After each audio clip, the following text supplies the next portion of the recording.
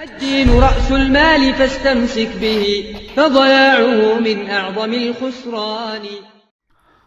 بسم الله الرحمن الرحيم الحمد لله والصلاة والسلام على رسول الله.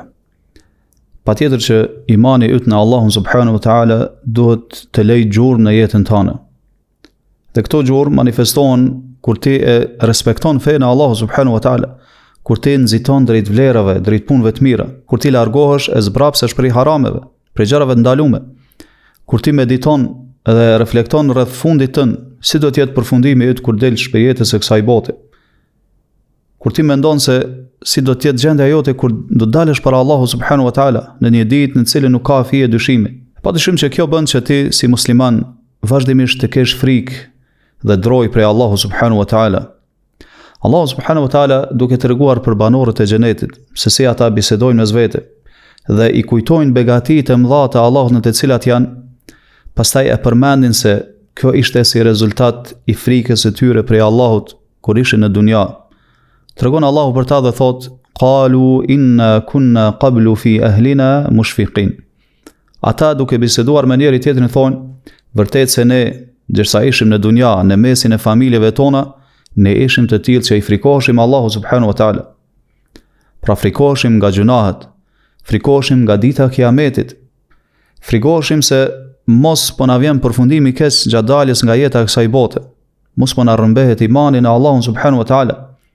Frikoheshim nga pasojat e gjunaheve, aq më tepër kur porosit fetare, këshillat fetare, ligjërata të ndryshme, të cilat i zgjojnë njerëzit, i kthjellojnë ata dhe i drejtojnë drejt Allahu subhanahu wa taala, janë të shumta, janë të njëpasnjëshme.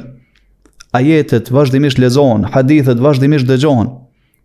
Andaj si ka mundësi që edhe pse kjo është gjendja sot, disa njerëz nuk marrin fare mësim, nuk e kanë frikë Allahun subhanahu wa taala, edhe nuk i thrasin mendjes së tyre.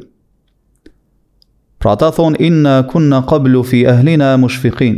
Vërtet se ne gjersa ishim në dunja, pra para kësaj jete që jemi tani në ahiret, ishim tillë që i frikoheshim Allahut subhanahu wa taala, dënimit të tij subhanahu wa taala.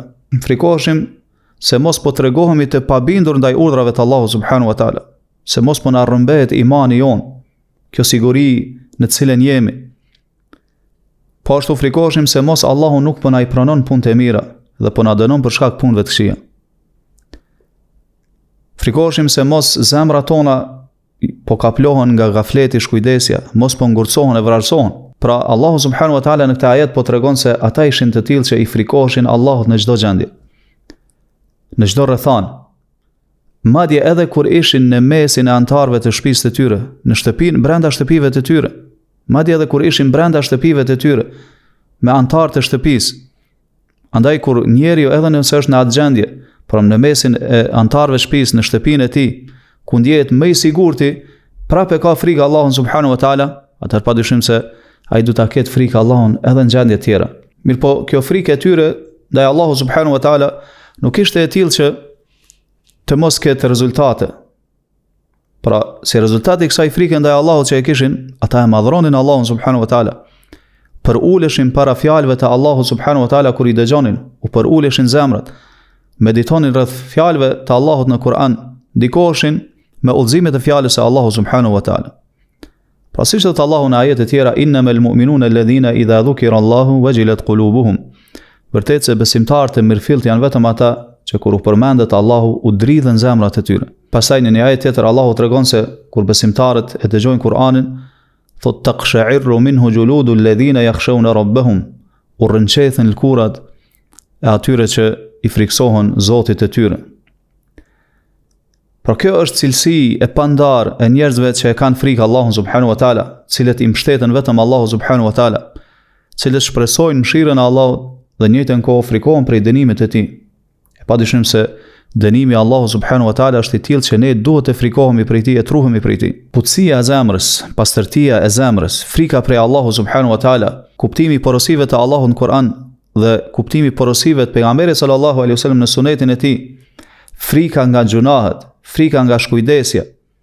Kur njeri ndalet dhe mendon për përfundimin e tij në botën tjetër, gjitha këto tregojnë se njeriu ka zemër gjallë, njeriu ka zemër të pastër dhe është afër me Allahun dhe me krijuesin e tij. Përcillet në Bukhari dhe Muslim se një ditë prej ditësh pejgamberi sallallahu alaihi wasallam i tha Abdullah ibn Mas'udit radhiyallahu an, "Iqra alayya al-Quran." Më lexo diçka nga Kur'ani. Thot Abdullah ibn Mas'udi, unë i thash, o i dërguari i Allahut, si të lexoj unë ty Kur'an kur Kur'ani të është zbritur ty? Ai tha, inni ashtahi an asma'ahu min ghayri.